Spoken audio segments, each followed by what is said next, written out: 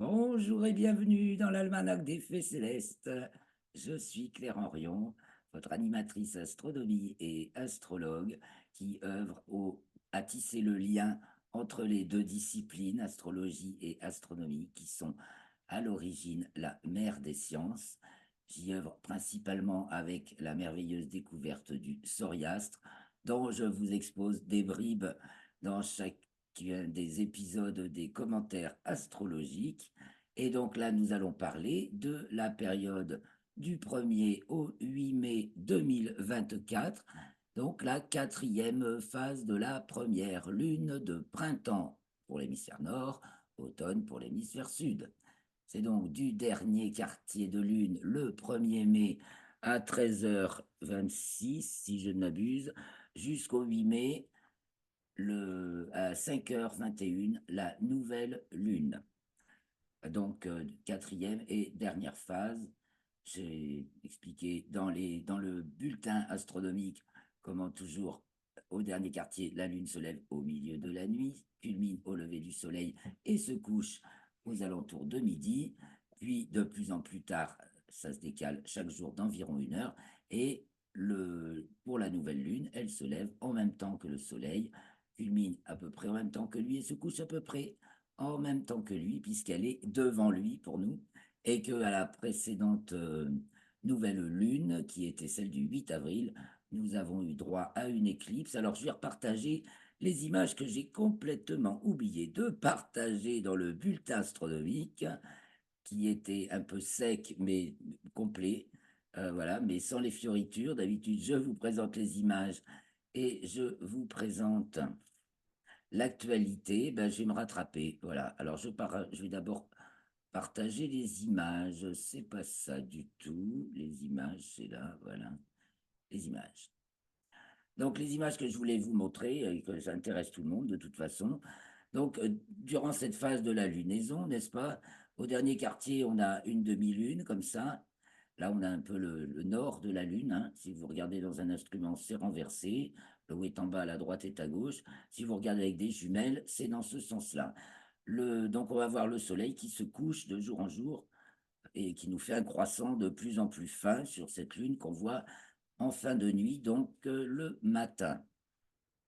Quand vous voyez la Lune dans le ciel le matin, parce que vous pouvez avoir de jour aussi, ben, c'est qu'elle est décroissante de toute façon, ça c'est immuable.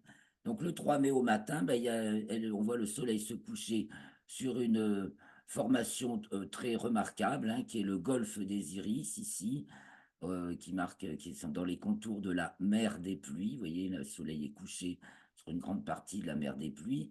Donc en tout, sur la Lune, le soleil met 2 semaines à se coucher. Donc la deuxième semaine, et on part de la demi-lune et on avance comme ça, il avance comme ça.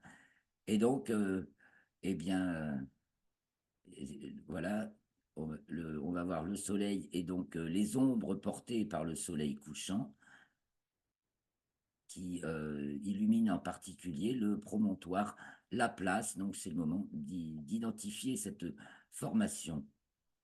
Le 3 mai, un petit tour sur la Lune au petit matin pour voir le soleil se coucher. Une animation de l'activité solaire, je crois du 25 avril, hein. Le soleil vient de connaître une très forte période d'activité. Il y avait jusqu'à 280 tâches la semaine dernière un nombre de groupes assez impressionnant, vraiment beaucoup de tâches. Pas d'éruption majeure de classe X. La dernière éruption de classe X remonte à fin février, 23 février, et la dernière éruption quand même majeure de classe M à fin mars. Mais il y a eu une abondance énorme de tâches. Là, ça se recalme. De toute façon, ça fait comme ça, tout en étant apparemment encore en train d'augmenter l'activité solaire. Nous allons vers le maximum. Alors voilà, le 8 avril, il y avait l'éclipse de soleil, donc j'ai pas pu résister à l'envie de vous remettre une image de cette éclipse de soleil qui a traversé les États-Unis, enfin du Mexique au Québec en passant par les États-Unis. Et donc ici, c'était en Pennsylvanie. Et c'est vrai que comme on a un soleil en forte activité, la couronne, bon, là ici, on voit la perle du soleil qui va se réapparaître, avant que ce soit une éruption. C'est à moins que ce soit une éruption. Et dans beaucoup d'images, il a été noté que la couronne était particulièrement rosée. La couronne solaire, donc, qui n'est visible que lors des éclipses et qui est pourtant la zone la plus chaude que la partie visible.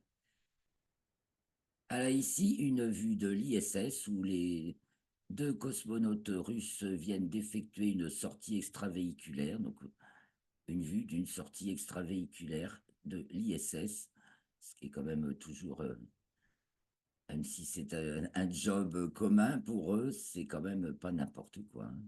C'est extraordinaire. Et là, une vue de deux photos déroutantes de Mars. Une première qui s'explique très bien. Alors, on aurait l'impression qu'il s'agit d'araignées. Néanmoins, c'est pas de petites araignées. En fait, c'est pas l'échelle, hein, c'est des formations qui font quand même plusieurs mètres, hein, chacune. Et je grossis quand même. Et il s'agit du dégazage qui se produit au pôle sud de Mars. Puisque le pôle sud de Mars se réchauffe, étant donné que nous allons vers l'été austral, donc l'hiver boréal de Mars. Et donc, voilà, ça fait un effet de petites araignées quand c'est ce dégazage qui se produit depuis l'intérieur martien et qui remonte à la surface. Et une autre vue de Mars, alors beaucoup moins bien expliquée.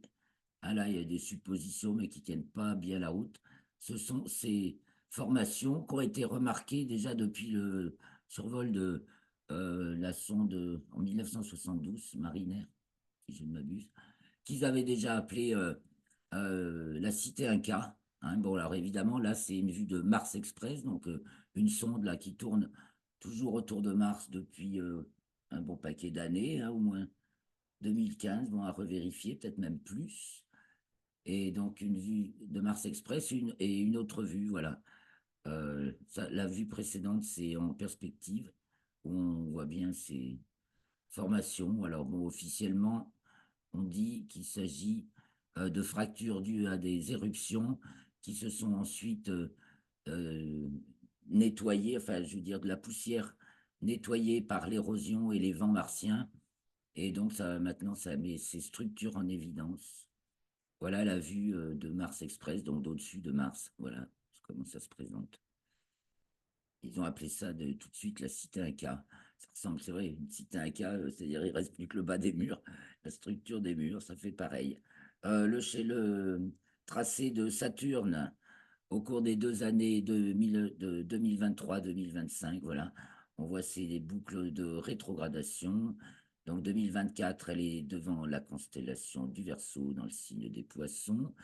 Elle y est toujours en 2024-2025. Et à la 23 heures, voilà, quand elle arrivera là à 0 heure, c'est qu'elle sera aussi à 0 degré bélier et qu'elle entrera dans le signe du bélier et qu'elle arrivera devant la constellation des poissons. Mais ça, c'est en 2025. Ici, nous avons la boucle de rétrogradation de Saturne, en fait, voilà, comme ça, en 2024. Donc, elle avance jusqu'au 15 juillet. À partir de là, elle va reculer jusqu'au 12 décembre, jusqu'au 20 décembre, 22, semble-t-il. Et puis après, elle repart en avant jusqu'en 2025.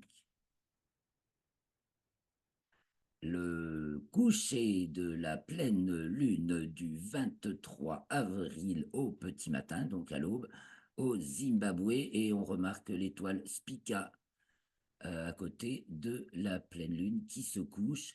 Comme ça, c'est dans l'hémisphère sud, mais nous, dans l'hémisphère nord, Spica, ça se couche comme ça, chez nous, ça se couche comme ça. Voilà. On aurait expliqué à droite si la vue était de l'hémisphère nord. Toujours la comète Pons-Brook, encore. Bon, il y a d'autres comètes, mais celle-ci, évidemment, a défrayé un peu la chronique, donc elle n'est plus visible que dans l'hémisphère sud. Donc c'est une photo du 26 avril en Australie. Et ici, la vapeur d'eau détectée dans l'atmosphère, enfin d'une toute très jeune étoile relativement proche, donc de la constellation du Taureau, dans une zone de formation d'étoiles, donc très jeune, très chaude, et on y a détecté, évidemment en fausse couleur quand même, mais ce qui est bleu, c'est de la vapeur d'eau. Alors, pour ces images, c'est bon.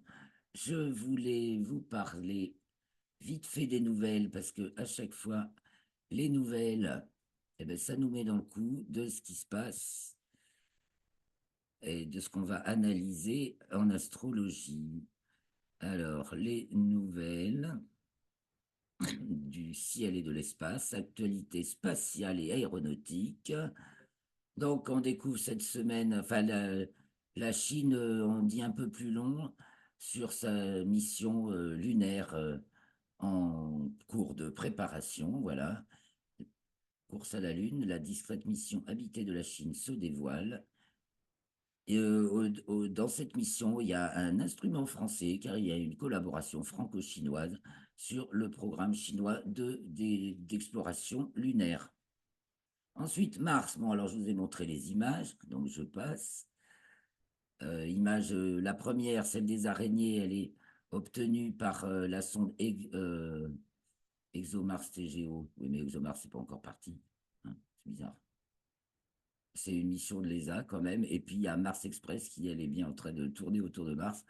Et donc, qui nous renvoie une image de Augustus Labyrinthius. Donc, c'est ces structures qui font penser à une cité maya et qui avaient déjà été observées en 1972 par la sonde Mariner 9.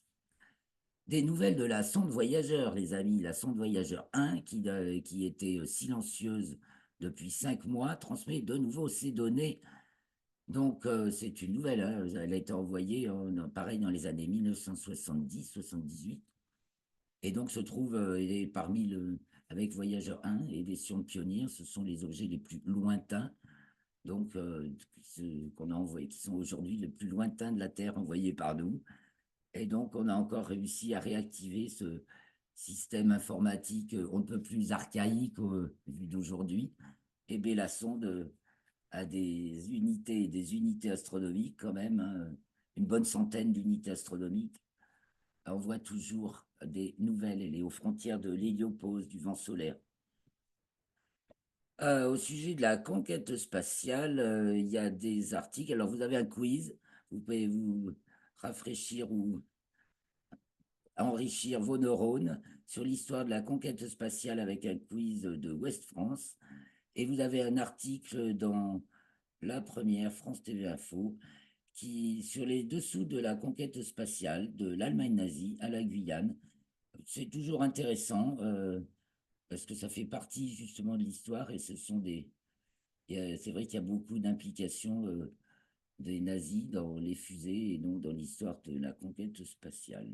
Donc je vous invite, si vous n'êtes pas au courant, à aller jeter un coup d'œil sur cet article. Ce sont toujours des articles très simples et grand public de la grande presse en fait. Des nouvelles aussi très intéressantes car la collaboration des astronomes amateurs a permis de découvrir 1000 et plus de 1000, je crois 1700 astéroïdes grâce aux archives du télescope spatial Hubble. On est épluchant 11 000 vues, je crois, de Hubble. On a découvert plus de 1000 astéroïdes. Non, c'est 11 000 astronomes amateurs qui ont épluché je ne sais combien d'images de Hubble et ont découvert 1000 astéroïdes inconnus et redécouvert des connus. Et puis, toujours à propos de roches, d'astéroïdes, vous savez ou pas, peut-être que nous avons en France un cratère de météores donc, provoqué par un astéroïde il y a longtemps, plusieurs centaines de milliers d'années, à Rochechouart, près de Limoges. Donc, un petit article là-dessus. Au niveau des stations spatiales, donc l'ISS pour commencer, ben, on s'inquiète des mutations d'une bactérie à bord de la station spatiale. Voilà, qui pourrait se répandre sur Terre, une bactérie qui est apparue dans la station spatiale. Les conditions de vie, c'est peut-être pas, oui, ça finit, c'est pas la première, mais celle-ci inquiète apparemment davantage. On se demande aussi si les États-Unis ne préparent pas une station spatiale militaire, tandis qu'ils s'inquiètent énormément des programmes chinois, hein. Euh, et tandis que les Chinois viennent d'envoyer un nouvel équipage sur leur station spatiale chinoise, donc Tiangong, qui vient relever l'équipage de 3 personnes qui est là depuis le mois d'octobre. Et puis en Floride, un toit avait été transpercé par un débris. Il est confirmé que ce débris venait bien de l'ISS. encore un article sur la technologie du Starship après son 3e vol et quand même un petit bilan de ce que ça apporte comme nouveauté technologique forte, intéressante. Et voilà pour les nouvelles. Je vais donc maintenant revenir vers vous parce que j'y étais en fait. J'y étais, mais je lisais un petit peu mon pense-bête. Et là, je vais repartager l'écran avec vous pour aller lire les thèmes astrologiques de ce moment. Donc, le thème, ça c'est la nouvelle lune le 8. Donc, fin de la lunaison qui a commencé le 8 avril avec l'éclipse de lune, de soleil total, qui avait été précédée par l'éclipse de lune du, je ne sais plus combien, 25 mars, je crois, 25 mars, éclipse partielle de lune, 8 avril, éclipse totale de soleil, donc visible en Amérique du Nord, enfin qui passait sur une petite bande de l'Amérique du Nord qui traversait les États-Unis depuis la côte ouest du Mexique jusqu'au Québec et Terre-Neuve. Donc voilà, on a bouclé une lunaison le 8 mai. Voilà où comment ça se présente, on se retrouve. Donc, vous voyez, la Lune n'est plus dans le plan de l'écliptique, sinon bah, c'est qu'il y aurait éclipse. Elle est 2 degrés au-dessus du plan de l'écliptique, ça se voit ici. Nous avons dans le thème bah, tout à l'Orient. Ça va encore travailler intérieurement, ça, hein, avec un Mercure bélier à l'ascendant et le nœud ascendant de l'orbite lunaire, donc quelque chose, ce qui se soulève et les nouveautés qui vont apparaître, puisque Mercure bélier, c'est une pensée nouvelle, mais très fondamentale, très fondamentaliste, puisqu'elle est Capricorne en héliocentrique, et très réaliste, puisqu'elle est sextile à Mars et Saturne en Poisson, réaliste et néanmoins mystique, ça englobe justement un réalisme bien, c'est pas sans exclusivité matérialiste, dirions-nous, puisque c'est les poissons, Mars, Saturne et Neptune n'est pas loin. Donc, un Mercure Capricorne très bien aspecté par Mars et Saturne en héliocentrique, donc ça fait presque du super Saturne dans le RET. T'as un petit coup de RET, les amis. Donc, Mars, niveau existence, pouvoir de l'existence, et Saturne, transcendance de l'existence. Donc, on passe du niveau duo, duel, duo, parce que nous sommes dans la dualité, à nous de faire un duo. Bon, en attendant, on éprouve justement des tas de trucs qui tendent à diviser, dissocier. Avec Saturne, on l'éprouve et bon, il faut se fondre, il faut arriver jusqu'au creuset de l'être même et retrouver par la connaissance justement ce qui va permettre de faire duo là où le champ des expériences tend à nous amener dans le duel. Et donc, nous avons Mercure, qui est donc en Capricorne, n'est-ce pas? Il y a Mercure, Mars et Saturne. Donc, si on réduit les formules, hein, transcendance de la représentation Mercure, existence de l'existence Mars et transcendance de l'existence Saturne, eh bien, on obtient voilà, du super Saturne. Donc, un moment d'épreuve, hein, je reviens sur le thème. Ça se passe bien, c'est cool. En fait, en hélio, ça passe tout seul. Mais ce qui se passe en héliocentrique, c'est-à-dire dans la, le mental, c'est plus que le mental, hein, c'est l'esprit collectif, justement les égrégores de pensée collective qui évoluent vachement ces derniers temps quand même, il faut le dire. Bah là, on dirait qu'on est en train d'acter hein, pour nous, puisque c'est chez nous que c'est à l'ascendant, ce Mercure et ce nœud ascendant de l'orbite lunaire, on est en train de acter quelque chose de fondamentalement nouveau. Nous avons la nouvelle lune, donc en taureau, 19e degré du signe du taureau, avec Vénus, vous voyez, qui est tout près du Soleil, donc Uranus et Jupiter qui sont aussi tout près du Soleil. Nous allons avoir le 13 mai la conjonction Soleil-Uranus et le 18 mai la conjonction Soleil-Jupiter. Donc, on dirait que là, on est dans l'intégration d'un nouveau paradigme. Puis alors, c'est du nouveau, hein. Et faut que ça rentre, il n'y a pas photo, parce que c'est Pluton, Trigone, Uranus, Jupiter, sextile Mars, Neptune. Là, on est en train de vraiment intégrer, digérer ce, ce Pluton qui est en signe du Verseau. Là, donc Pluton est 10, 11. Ça nous fait des températures toujours fraîches, si on veut parler un petit peu météo. Là, c'est en 2, donc Uranus, Jupiter qui pourrait faire monter, plutôt faire descendre. Mercure, ça fait descendre. Ah non, parce que là, on n'a pas eu très chaud, mais on aurait peut-être envie d'avoir plus chaud au mois de mai. Ça, c'est pas top top, j'ai l'impression, effectivement, comme temps. Va falloir se contenter, et c'est bien arrosé, hein, toujours.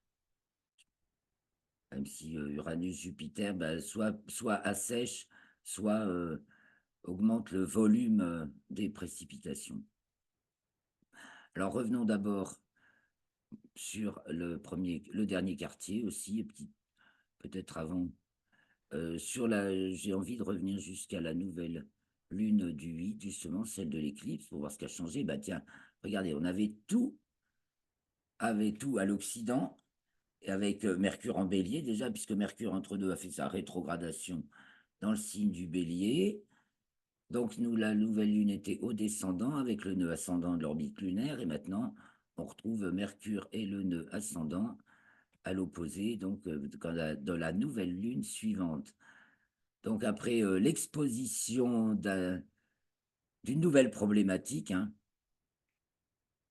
et, et l'urgence de la résoudre, Jupiter, Uranus, ici, Taureau, un côté, puis tout un peu toutes ces farfans, enfin, tout le côté fantasmagoré, parce que de l'éclipse, et c'est sûr que dans les éclipses, derrière les éclipses, il y a toujours quelque chose dans leur sillage.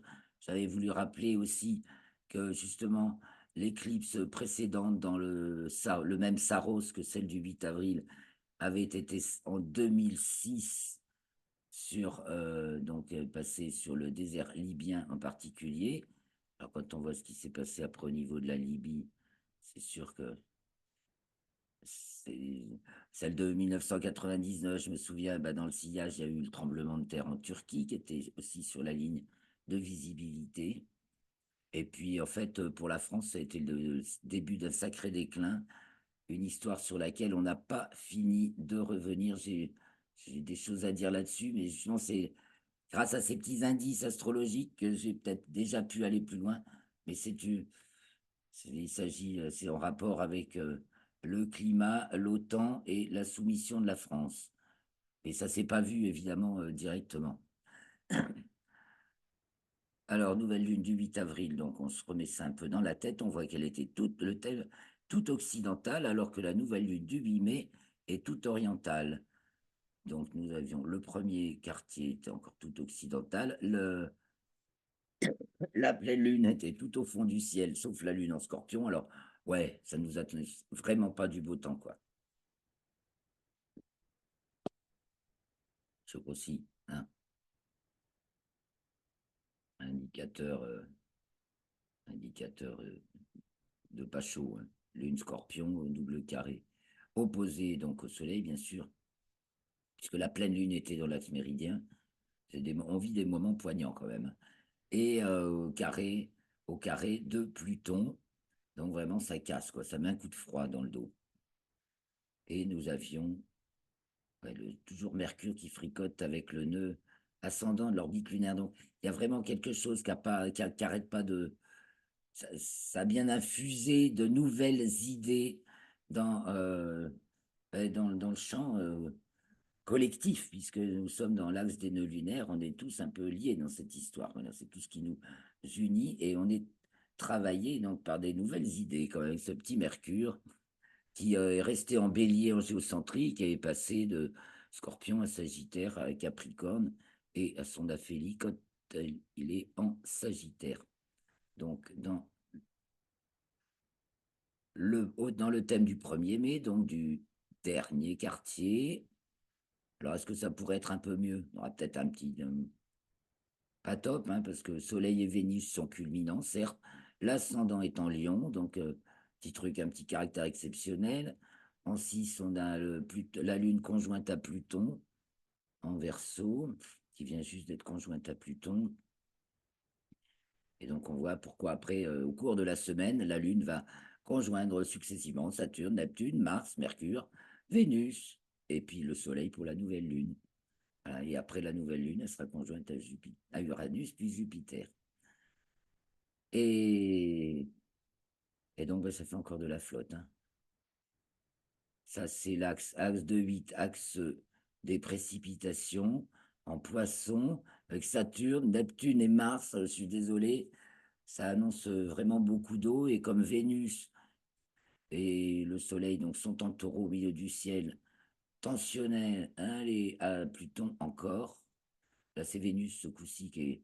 Le Soleil a passé le carré à Pluton.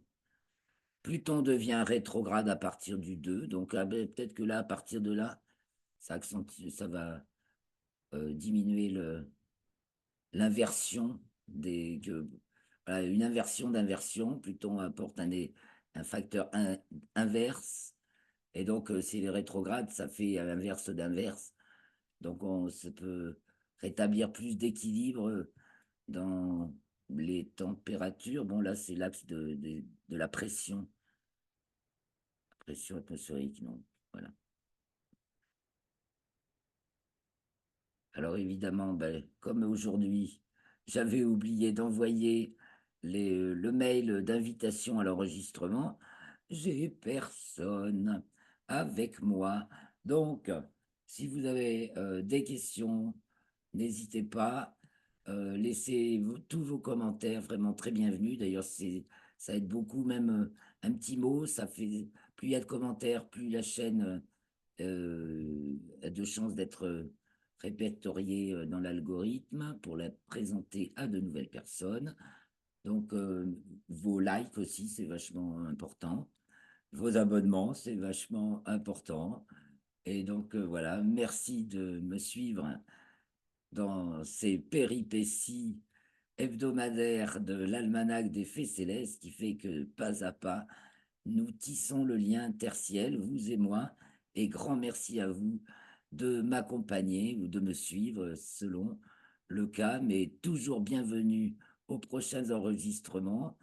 Voilà, parce qu'en fait, il y a un lien, puis on peut revenir dans la salle une fois qu'on l'a, donc il faut s'inscrire une fois et puis ne pas louper le prochain enregistrement qui aura lieu.